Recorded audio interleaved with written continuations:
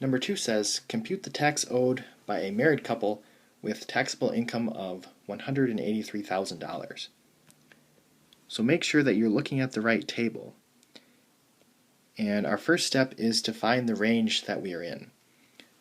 So $183,000 lies within this range, which means we need to use this formula.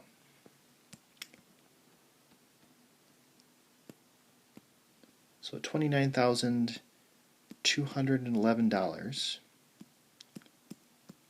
plus 24% of 183,000 minus 171,050. So I'm going to type that into my calculator.